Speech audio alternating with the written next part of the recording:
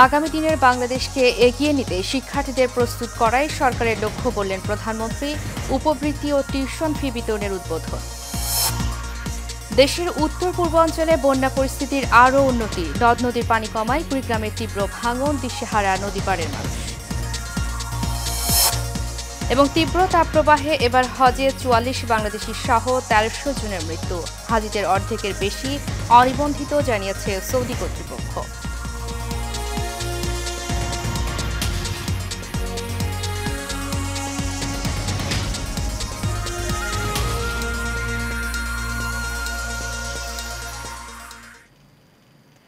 স্বাগত শেয়ার নিউজে।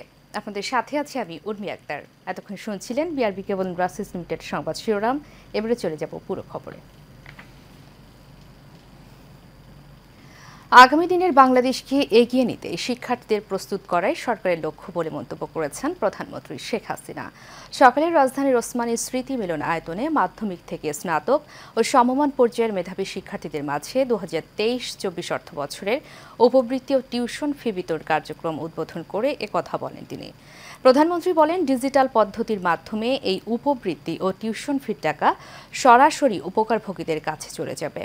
একই অনুষ্ঠান থেকে প্রধানমন্ত্রী শেখ হাসিনা ১৫ জন শিক্ষার্থীর মাঝে বঙ্গবন্ধু সৃজনশীল মেধা অন্বেষণ ২০২৪-এর সেরা মেধাবী পুরস্কার এবং ২১ শিক্ষার্থীর মাঝে বঙ্গবন্ধু শেখ মুজিব স্কলার অ্যাওয়ার্ড ২০২৩ বিতরণ করেন।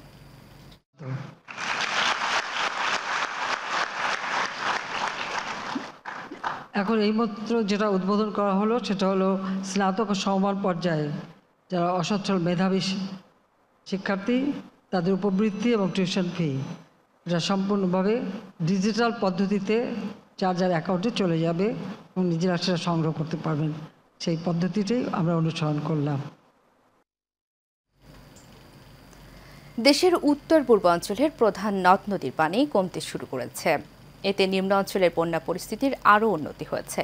তবে নিম্ন অঞ্চলের কিছু এলাকা এখনও পানিতে তলিয়ে আছে। বন্যা পূর্বাভাস ও সতর্কীকরণ কেন্দ্র এই তথ্য জানিয়েছে। এতে বলা হয়, ব্রহ্মপুত্র, যমুনা নদ নদীর পানি কমছে, যা আগামী ২৪ ঘন্টা পর্যন্ত অব্যাহত থাকতে পারে। তবে গঙ্গা, পদ্মা নদীর পানি বাড়ছে, যা আগামী ৭২ ঘন্টা পর্যন্ত অব্যাহত থাকার সম্ভাবনা রয়েছে। কুশিয়ারা ছাড়া দেশের উত্তর পূর্বাঞ্চলের প্রধান নদীগুলোর পানি কমতে শুরু করেছে, যা আগামী ২৪ ঘন্টা পর্যন্ত অব্যাহত থাকতে পারে। এদিকে কুড়িগ্রামে পানি কমায় শুরু হয়েছে নদী ভাঙন।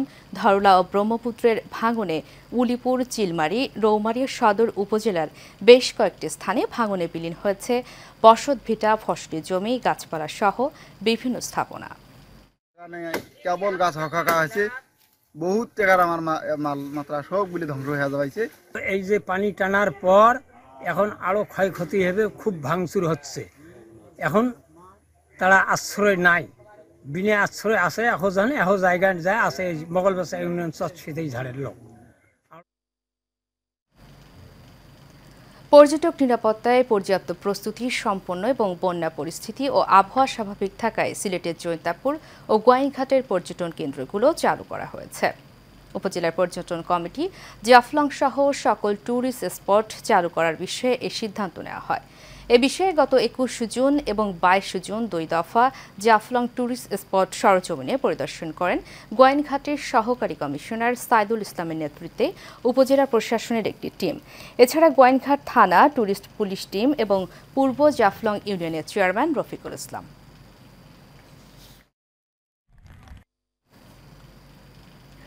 সৌদি আরবের তীব্র তাপপ্রবাহে এখনও পর্যন্ত ১০ দেশে ১৩০০ হজযাত্রীর মৃত্যু হয়েছে। এর মধ্যে সবচেয়ে বেশি মিশরের হজযাত্রী, আর এই হাজিদের অর্ধেকের বেশি ছিলেন অনিবন্ধিত। এছাড়াও চলতি ৪৪ বাংলাদেশের মৃত্যু হয়েছে। এদের মধ্যে ৩৫ জন পুরুষ ও নারী রয়েছেন ৯ জন। তীব্র গরমে দীর্ঘ পথ হেঁটে পাড়ি দেওয়ায় তারা মারা গেছেন বলে জানিয়েছে সৌদি কর্তৃপক্ষ। সৌদির সরকারি বার্তা সংস্থা এসপিএ জানিয়েছে, যারা মারা গেছে তাদের ৩/৪ হজের অনুমতি ছিল না। তারা পর্যাপ্ত ব্যবস্থা না নিয়েই অসহনীয় গরমের মধ্যে সূর্যের আলোর দীর্ঘ পথ হেঁটেছেন। মৃতদের অনেকেই বয়স্ক বা দীর্ঘস্থায়ী অসুখে ভুগছিলেন। জাতীয় আবহাওয়া অধিদপ্তরের তথ্য অনুযায়ী চলতি সপ্তাহের শুরুর দিকে মক্কার মসজিদুল হারামে তাপমাত্রা ৫১.৮ ডিগ্রি সেলসিয়াস পর্যন্ত উঠেছিল।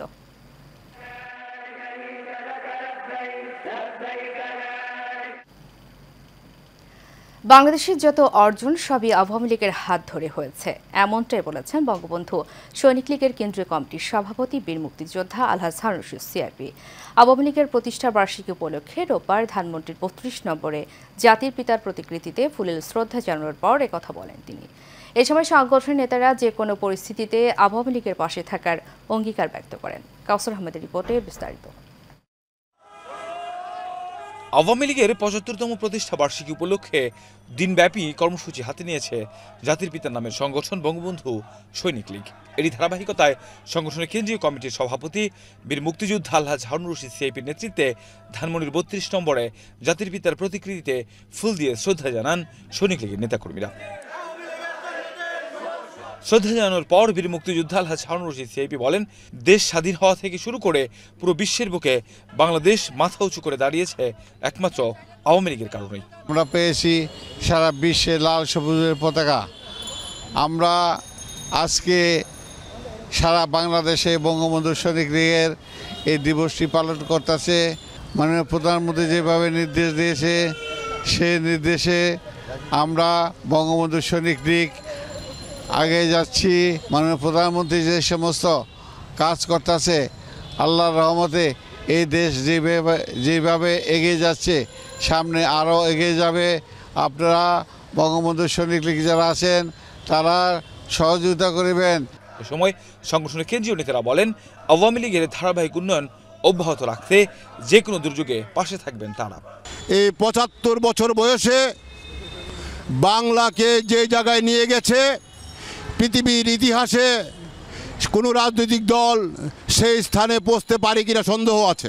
বঙ্গবন্ধু সৈনিক লীগের সভাপতি বীর মুক্তিযোদ্ধা আলহাজ হারুন রশিদ সিআইপির নেতৃত্বে আজকে আমরা ৩২ নম্বরে বঙ্গবন্ধুর প্রতিকৃতিতে ফুল দিয়ে শ্রদ্ধা জানাবো।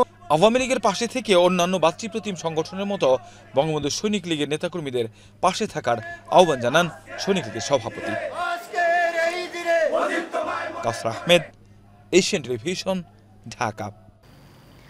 ফরিদপুরে সিজার করাতে গিয়ে মায়ের পেটের সঙ্গে নবজাতকের পেট কেটে ফেলার অভিযোগ উঠেছে। বর্তমানে শিশুটি আশঙ্কাজনক অবস্থায় ফরিদপুর বঙ্গবন্ধু শেখ মুজিব মেডিকেল কলেজে চিকিৎসাধীন রয়েছে। শহরের সৌদি বাংলা প্রাইভেট হাসপাতালে এই ঘটনা ঘটে। ফলে পৃথিবীর আলো দেখতে না দেখতেই মৃত্যুর প্রহর গুনতে হচ্ছে ওই নবজাতককে। স্বজনরা জানায়, গত শনিবার সন্ধ্যায় শহরের সৌদি বাংলা প্রাইভেট হাসপাতালে মোর্শেদা বেগমের সিজার করানো হয়। সিজারিনের সময় কেটে ফেলা হয়েছে ওই নবজাতকের পেটের একটি অংশ। তবে অভিযুক্ত চিকিৎসক বলছেন, অসাবধানতাবশত নাভির গোড়া থেকে সামান্য ছিঁড়ে গিয়েছে। যদিও হাসপাতাল কর্তৃপক্ষ বলছে শিশুর উন্নত চিকিৎসার ব্যবস্থা নিয়েছেন তারা।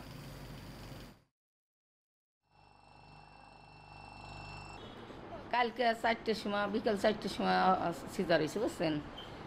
শেষে ওটিতে নাড়ি কাটবার দিছে, নাড়ি কাটবার যাইয়া নাভির ওই জায়গা পোষ লাগছে। আমরা তো আর জানি না, তো বাচ্চারে ফেঁসাই গুছাই দিছে তা নামে না দিয়া।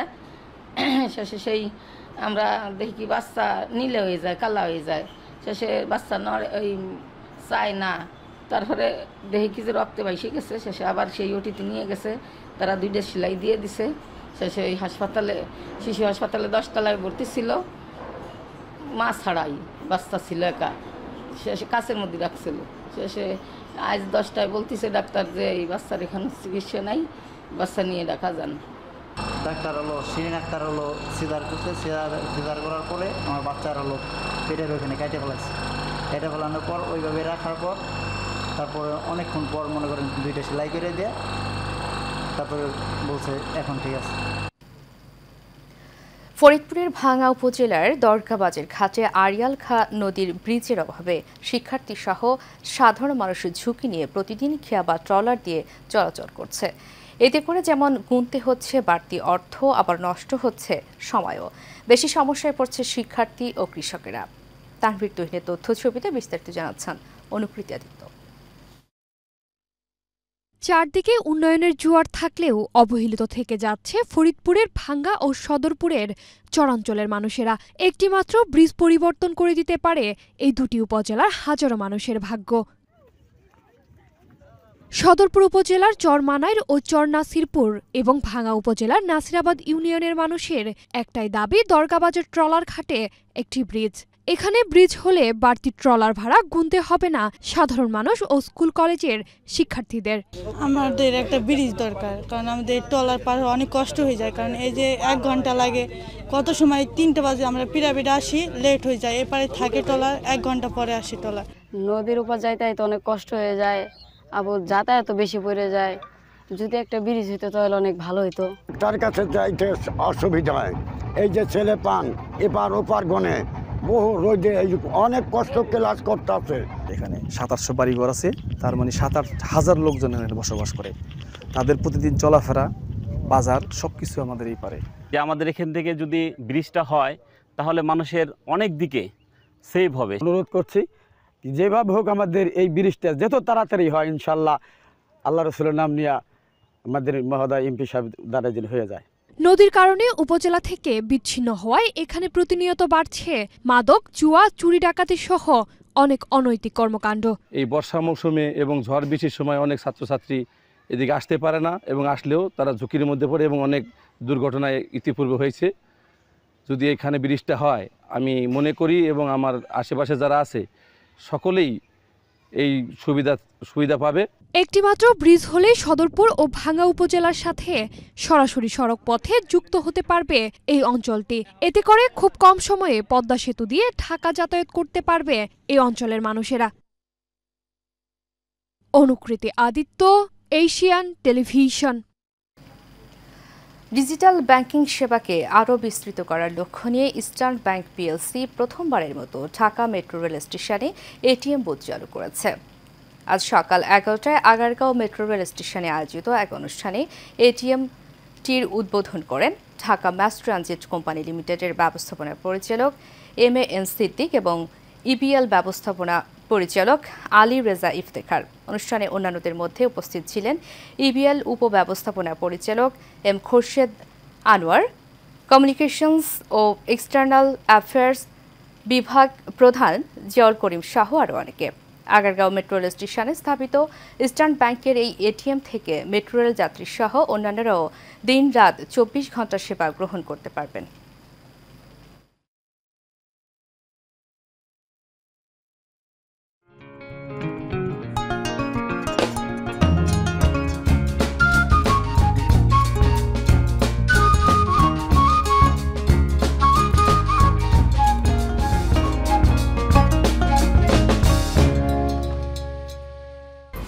HM Expert B500 CWR স্বাধীনতার সুবর্ণ জয়ন্তীতে নতুন বাংলাদেশ গড়ার প্রত্যয়। HM Steel B500 CWR।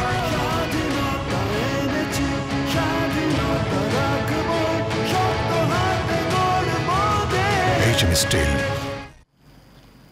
এবারে HM Steel চট্টগ্রাম সংবাদ।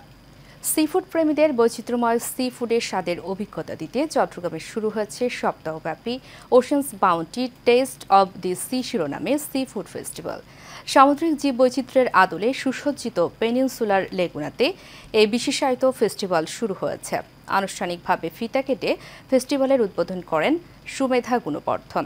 এখানে রয়েছে সামুদ্রিক তাজা মাছের নানা মেনু, সুস্বাদু সিফুড টেরিন থেকে শুরু করে দেশের ঐতিহ্যবাহী সরিষা ইলিশ, সিফুড রাগাউট, ক্রাব থার্মিডর, স্কুইড টেম্পার, সামুদ্রিক খাবার, আরাপিয়াটা, সিঙ্গাপুর চিলি ক্রাব, লাক্কা ফিশ মশলা সহ নানা ধরনের সিফুডের মেনু।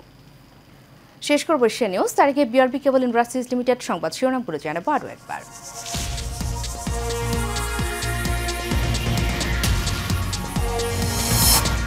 আগামী দিনের বাংলাদেশকে এগিয়ে নিতে শিক্ষার্থীদের প্রস্তুত করাই সরকারের লক্ষ্য বললেন প্রধানমন্ত্রী। উপবৃত্তি ও টিউশন ফি বিতরণের উদ্বোধন। দেশের উত্তর পূর্বাঞ্চলে বন্যা পরিস্থিতির আরও উন্নতি, নদ নদীর পানি কমায় কুড়িগ্রামে তীব্র ভাঙন, দিশেহারা নদীপাড়ের মানুষ। এবং তীব্র তাপপ্রবাহে এবার হজে 44 বাংলাদেশি সহ 1300 জনের মৃত্যু, হাজিদের অর্ধেকের বেশি অনিবন্ধিত জানিয়েছে সৌদি কর্তৃপক্ষ। এশিয়া নিউজ এ পর্যন্তই। পরবর্তী সংবাদ দেখার আমন্ত্রণ জানিয়ে শেষ করছি। ধন্যবাদ সবাইকে এত সময় সাথে থাকার জন্য।